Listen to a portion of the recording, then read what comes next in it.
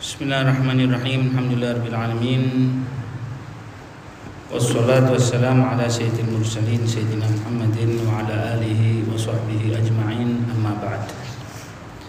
Alhamdulillah, kita panjatkan syukur kepada Allah Subhanahu wa taala atas anugerahnya Allah Subhanahu wa taala. Salawat dan salam semoga senantiasa tercurahkan kepada Nabi besar Muhammad SAW beserta keluarga dan para sahabatnya.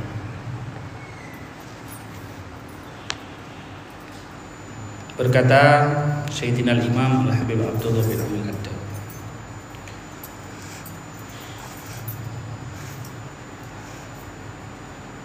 wa'lam rahimakallah yaqinan annahu kullama kana al-imanu aqwa wal amalu salih kana al-khawf akthar wal amalu aslah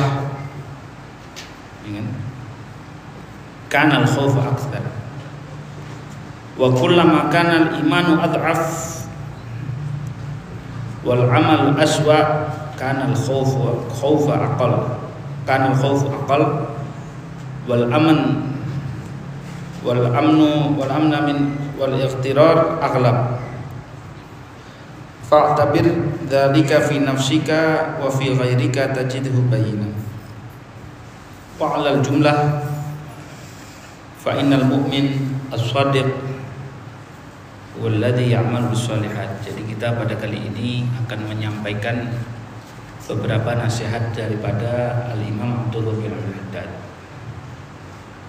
Sebelumnya beliau telah menyindir ada orang itu yang menjadi orang yang beriman, menjadi orang yang baik.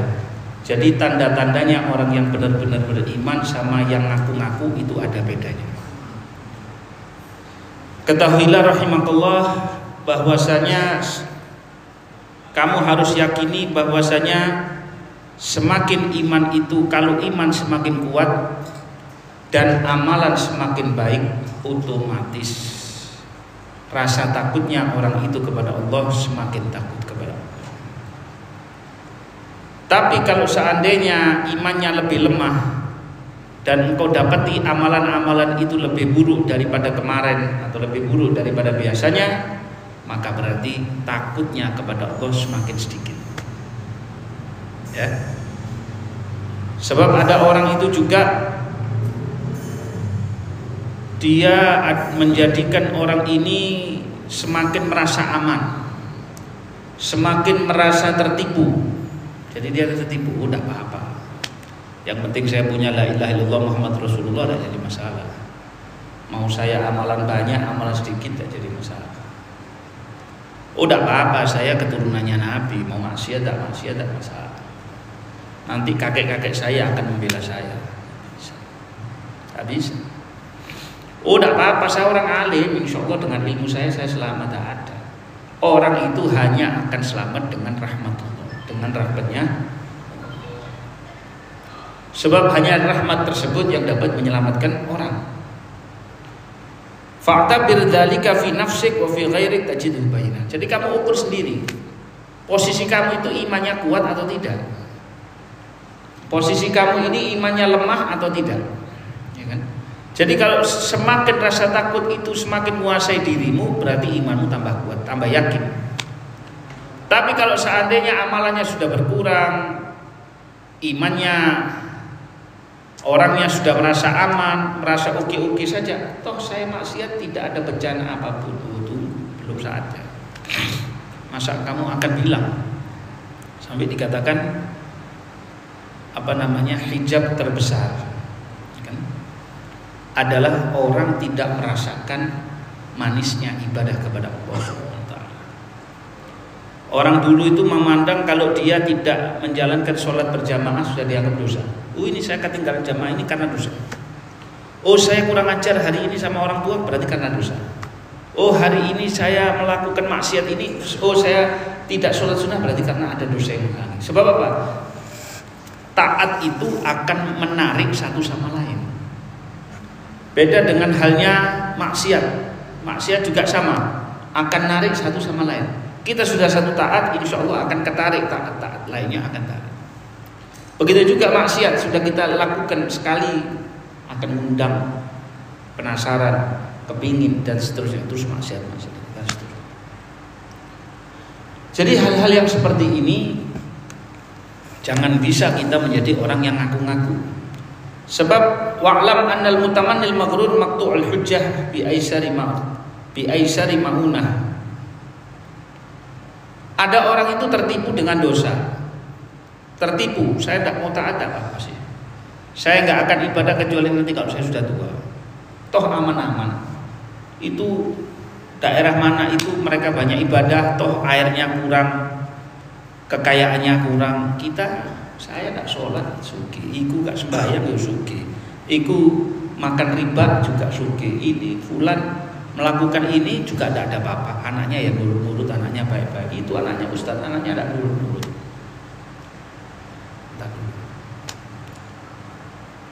Terus kadang dia beralasan Allah itu mau kamu maksiat mau taat nggak berpengaruh, nggak ngaruh sama Allah Subhanahu Wa Taala.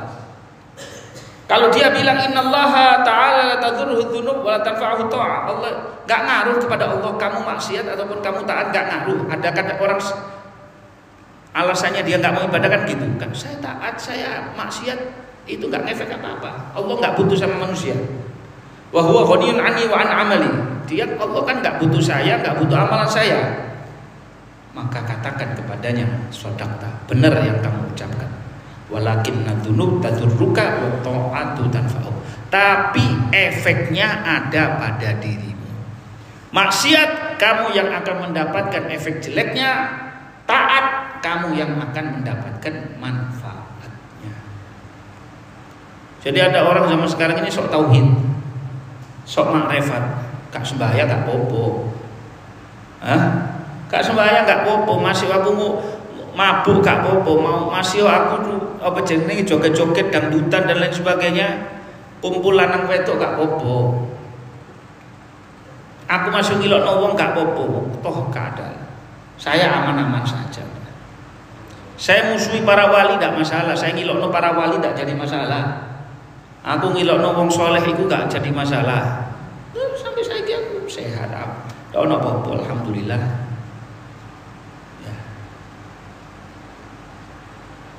Tidak terpengaruh. Allah secara zatnya tidak terpengaruh apapun. Mau semua maksiat tidak masalah, mau semua taat tidak bertambah bangga sama sekali. Allah, sebab Allah jelas namanya Tuhan itu nggak ngambil manfaat apapun dan tidak mendapat bahaya apapun. Yang dapat bahaya dan manfaat itu siapa? Manusia. Karena apa? Kalau masih dapat manfaat butuh, Allah tidak butuh sama sekali. Tapi yang butuh dan yang dapat bahaya adalah siapa? Dirimu sendiri. Ya kan? Anta faqirun ilal amali soleh. Kamu itu sangat butuh kepada amalan soleh. Tidak ada orang nggak butuh amalan soleh. Tidak mungkin. Ya kan? Tsumma kulluhu. Coba wis gini aja, kalau kamu tidak mau beramal soleh, tidak mau taat, tidak mau ibadah, tidak usah apa. Di sini gini aja tak bilangnya. Uq'ud 'anil kasbi wal harakati wasa'i lil ma'ash. Coba awakmu lungguh turu wae. Jangan kerja, jangan gerak, jangan masak, jangan motong daging, jangan motong bawang, jangan pesen apa-apa. Sudah, ente diem aja, ente tidur aja. Fa innallaha qad dhamina laka rizq. Bukankah Allah sudah jamin untuk kamu rezeki? Kita akan bilang apa? Jangan kerja. Allah kan sudah jamin rezeki. Allah sudah janji jamin rezeki. Terus kamu tidak perlu kerja, kamu duduk saja. Ya kan? Wa khaza'inu samawati wal ardh fi qabdati. Kekayaan langit dan bumi ada di tangan Allah Subhanahu wa taala.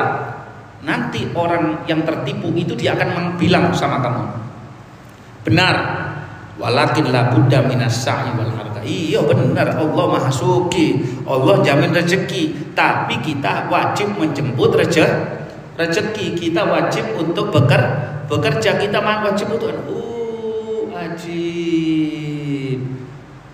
Yang sudah jelas Allah jamin rezeki untuk kamu, kamu masih mikir untuk perlu bekerja dan bergerak. Sedangkan Allah yang gak jamin untuk keselamatanmu di akhirat, masa kamu cuma cukup santai-santaian saja? Terbalik apa enggak? Terbalik. Sebab tidak ada namanya habis mati selesai. Tidak ada. Habis mati hidup itu pindah sampai entek masanya di dunia, jebret selesai, tek turun lagi masuk mana? Dalam tanah. Ada kehidupan lagi? Ada. Namanya aja perkampungan akhirat.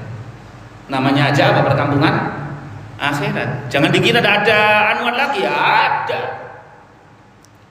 Hah? Enak gak enak? Ada. Allah jamin rezeki, betul. Allah jamin rezeki. Selama kamu masih hidup, kamu dijamin rezekimu oleh Allah Subhanahu wa Ta'ala. Nek lakar entek rezekimu, mati ya kamu. Sebab nafas itu termasuk rezeki. Kamu bisa gerak, kamu bisa melihat, kamu bisa apa saja termasuk rezeki. Ada yang dikurangi, ada mata kita dikurangi rezekinya. Nggak bisa lihat dengan terlalu kuat. Ada mata masih perlu kacamata dan lain sebagainya. Itu kerja jantung pun juga demikian, kerja urat pun apa saja. Kamu sudah dijamin rezeki, kamu masih mikir untuk apa? Harus bekerja, bergerak dan lain sebagainya. Lah terus yang kamu yang nggak dijamin itu gimana? Tidak ada jaminan kamu bakal pasti kalau kamu mati pasti selamat, itu tidak ada jaminan. Lah masa kamu tidak mau gerak untuk menyelamatkan dirimu sendiri, untuk ambil modal, untuk ambil bekal untuk dirimu sendiri? Lelaitan. Gila apa enggak? Ya gila, tamanni, ya kan? Wa qallama ra'ayna syai'an yahsulu biduni dzalik. Ada orang itu bilang, "Ya jarang orang itu bisa tercukupi kalau enggak kerja." Itu alasannya orang yang apa? Pikirannya duniawi. Maka jawablah dia, "Inna dunya allati amarakallahu bitarkiha wa nahaka 'anil raghbati fiha dhamin laka qadral kifayah minha la tahsul illa bisa'i wa talab." Dibalik sama Tuhan dan kamu saya kasih tahu ya. Dunia ini kekayaan, ya kan? Kenyamanan yang mana Allah sudah nyuruh kamu untuk jangan terlalu nafsu sama dunia. Bahkan kamu sudah didorong untuk menjauhi kesenangan-kesenangan duniawi ini, ya. Untuk kecukupan diri kamu saja, untuk rezeki kamu, supaya kamu bisa makan dan minum saja, kamu masih perlu gerak kok. Itu kamu masih perlu gerak. Lah pomane urusan akhirat yang kamu nggak tahu jelasnya, keadaan kamu di sana seperti apa kamu nggak tahu. Ya, nasib kamu itu di sana nggak tahu, masa kamu nggak perlu gerak? Ya kamu untuk urusan dunia itu kamu perlu gerak, apalagi untuk akhirat tidak bisa mengandalkan orang lain. Kamu harus gerak sendiri. Kita tidak akan kenyang karena makannya orang lain. Kita tidak akan jadi alim karena belajarnya orang lain. Orang lain belajar jadi alim, terus kamu jadi anaknya, masa kamu ikut jadi alim? Jadi alim sih sana? Enggak. Kamu akan alim kalau kamu belajar. Kamu akan kenyang kalau kamu makan. Kalau secara di luar daripada itu tidak bisa. Nih, coba nih, bukti. Ya.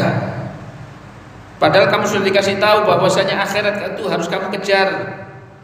Dan Allah mengabarkan dalam Al-Quran dan juga melalui lisan Nabi Muhammad SAW bahwasanya kamu di dalamnya tidak akan selamat dari siksanya Allah Subhanahu Wa Taala dan tidak mungkin dapat pahala kecuali kamu harus berjuang. Maksudnya gini, rezeki saja yang kamu sudah dijamin, Allah tidak wajibkan kamu untuk bergerak saja. Kamu perlu menyediakan sumbernya, gitu. Kamu perlu mencari kesana kemari, apalagi yang sudah jelas di dalam tertera di dalam Al-Quran, di dalam hadisnya Rasul. Nggak mungkin kamu sukses di akhirat, nggak mungkin kamu bisa selamat dari siksa kecuali kamu harus berusaha, harus mengkondisikan diri dengan apa? Amalan soleh. Terus sudah peraturannya sudah seperti itu, ente malah tenang.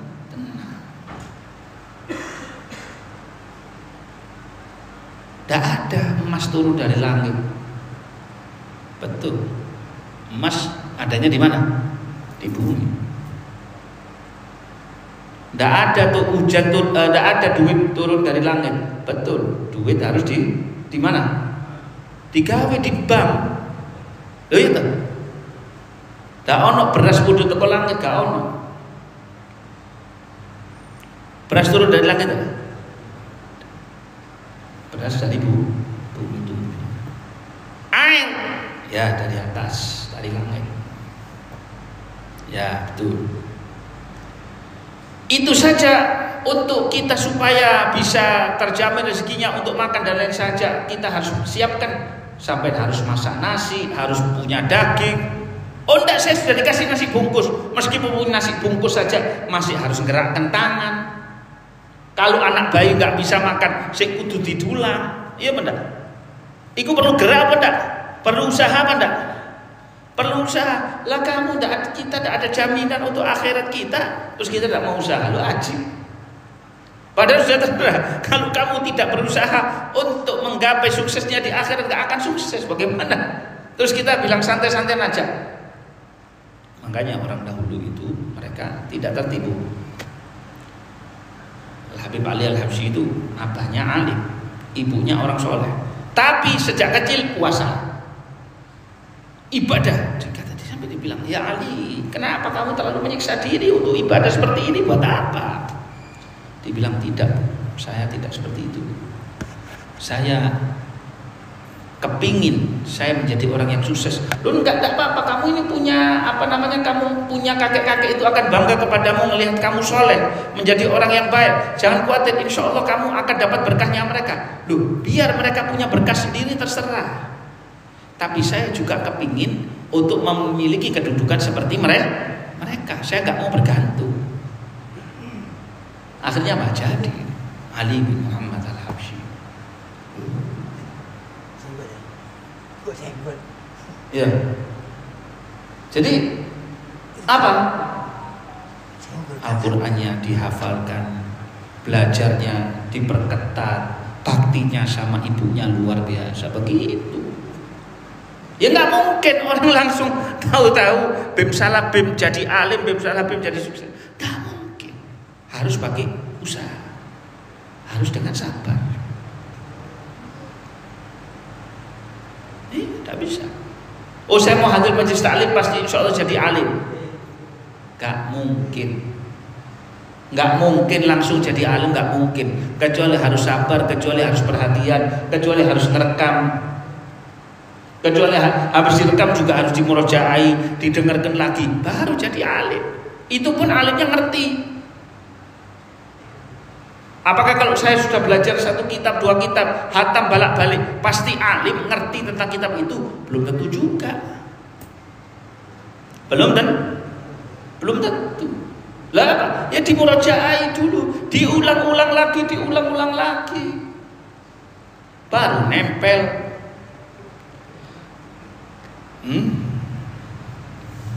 Paham ya? Kemudian di sini dikatakan, lah masa kamu akan selamat di akhirat kalau kamu menyia-nyiakan perkara yang bisa menyelamatkan kamu di akhirat. Naroka mutayyi'an laha wa ghairi muktar wa ghairu muktarithin biha, tidak peduli sama sekali. Maka kalau kamu seperti ini, kamu hanya bergantung pada angan-angan kamu, ya insya Allah saya selamat, insya Allah selamat. Sembahyang enggak, ibadah enggak, nuntut ilmu enggak, bakti sama orang tua enggak. Apa kata Imam Haddad? Fama anta illa syakun murtab. Tahu syakun murtab itu apa? Bahasa enaknya apa? Golbing. Syakun murtab. Ragu, ya, ragu ambil golbing, oh beda. Golongan bingung. Ditanya akhirat, oh, tidak ngerti apa. Hahom. Urusan duniawi ini Anda, urusan akhiratnya juga tidak. Syakun murtab itu golbing. Au ahmak maghrur, atau memang kamu bodoh tertipu. Yang parah itu sudah nggak ngerti, merasa ngerti. Isbahlun ngerasa gitu. Jadi tidak mau bergerak. Saya tidak mungkin saya akan jualan sarung atau jualan baju kalau saya nggak ngerti jenisnya. Saya mau pesan sarung ini tertentu, misal ke merek tertentu, tidak tahu tempatnya. Saya tak istikharoi di sini. Cari ono, bukan di istikharoi, harus dicari. Tak bisa gitu loh. Jadi harus fabi ayya wa wada'tal qad akastal amra wa wada'tal asya'a fi ghairi mawadhi'iha. Kamu ini sudah kuali. Kamu sudah merubah segala sesuatu, meletakkan sesuatu itu bukan pada tempatnya. Yang untuk akhirat mestinya kamu gaspol dengan amalan dan ibadah, malah kamu gaspolnya untuk apa? Gaspol tidak pakai berhenti urusan duniawi. Tokonya buka jam berapa? Tokonya dari qobliyah subuh sampai kapan? Tengah malam. Masya Allah. Satu hari berapa hari kerjanya?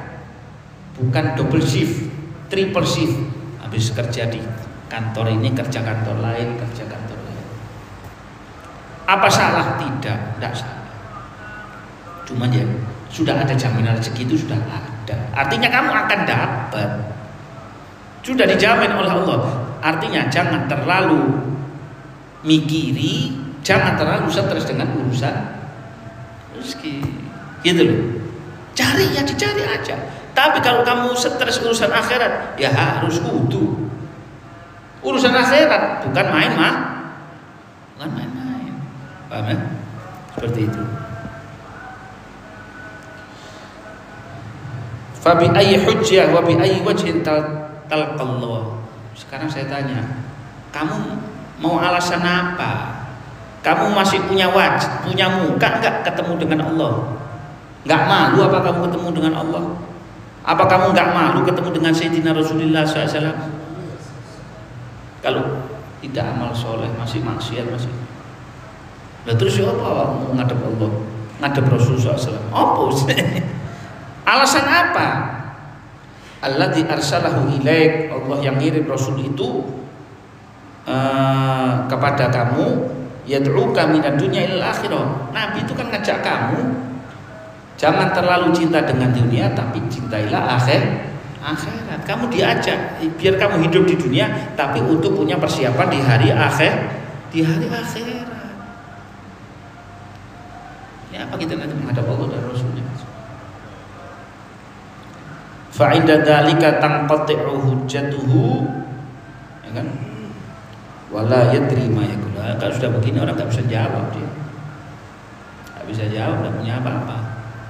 Kan dia kan hujahnya habis. Alasannya dia yang mengatakan Allah enggak butuh taatnya, Allah tidak ngefek kepadanya maksiatku, betul. Tapi maksiat itu ngefek ke kamu, kalau taat manfaat untuk kamu.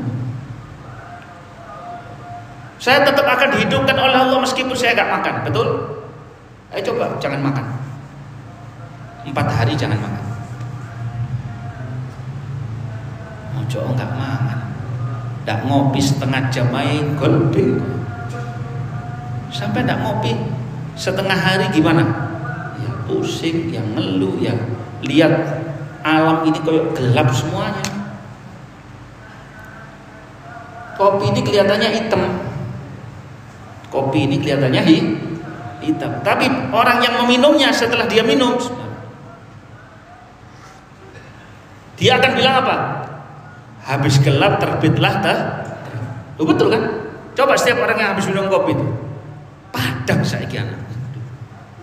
Jadi ini berarti apa?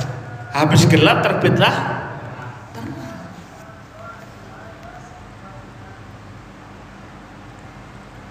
Jadi tidak ada orang itu pasti selamat karena amalan orang, karena kebaikan orang lain saja.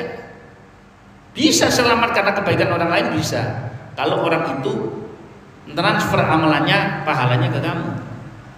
Contoh, ada orang kita bacakan Fatihah kepada orang yang telah wafat, nah, itu pahalanya ditransfer. Dibacakan tahlil, itu berdoa ditransfer. Anak tidak soge, aku gak kerja, tapi transferan lebu. Soge apa tidak kira-kira? Hah?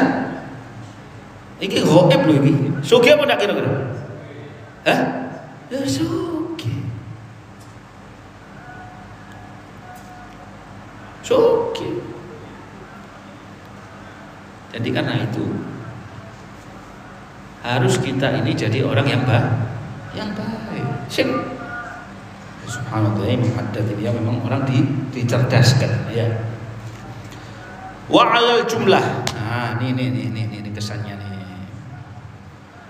Fa innal mu'mina shadiq huwa alladhi ya'malu bis shalihat wa yakhlusu fiha wa yarjul qabula wa thawaba 'alaiha min fadlillah. Maka orang mukmin yang benar-benar beriman itu orang yang beramal soleh, dibanyakin amal soleh sebisanya dan diusahakan ikhlas. Ikhlas itu apa? Enggak minta apa-apa kecuali karena Allah.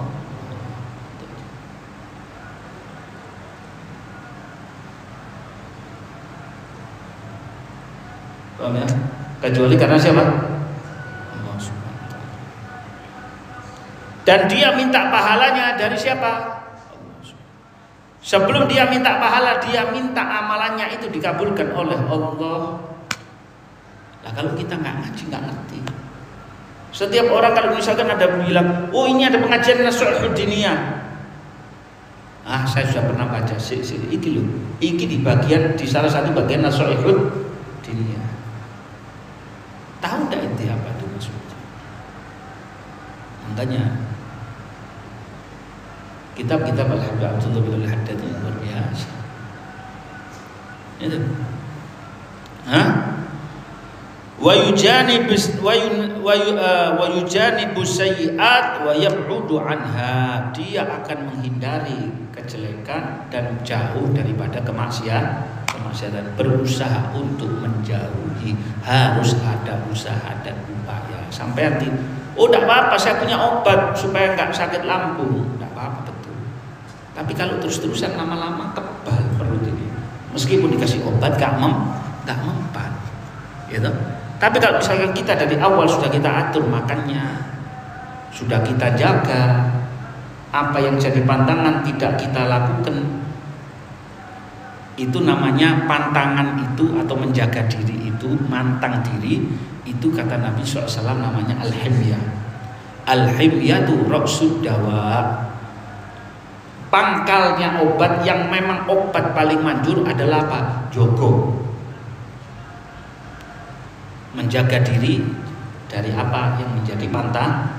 Jadi mantang dirinya, mantang. Apa mantang? Mantang apa saja yang jadi larangannya itu obat. Termasuk kita mantang daripada perbuatan maksiat, kita jauh daripada asbabul maksiat, asbabul ma'asi, sebab-sebabnya maksiat dan lain sebagainya, maka termasuk kita apa?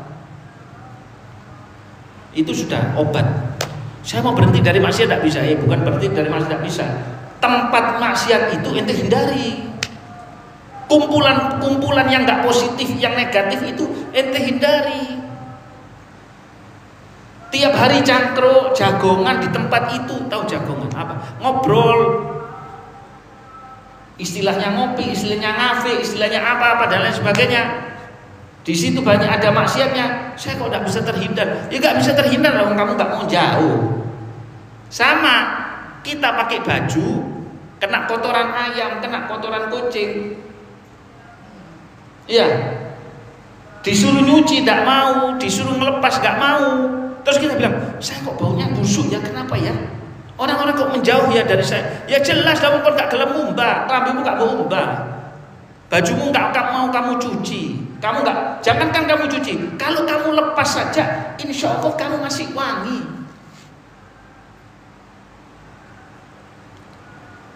Sak badek-badek ke wong nek awake disiram, insya Allah gak badek. Iya benar? Hah? Harus apa? Ada usaha. Kalau tanpa usaha ya tidak bisa. Ya seperti itu. Wa yakhaf an yubtala biha. Dia takut diuji oleh maksiat, takut. Wa yakhshal iqab, takut hukumannya Allah Subhanahu wa taala alama amilahu minha, atas apa yang dia lakukan daripada maksiat.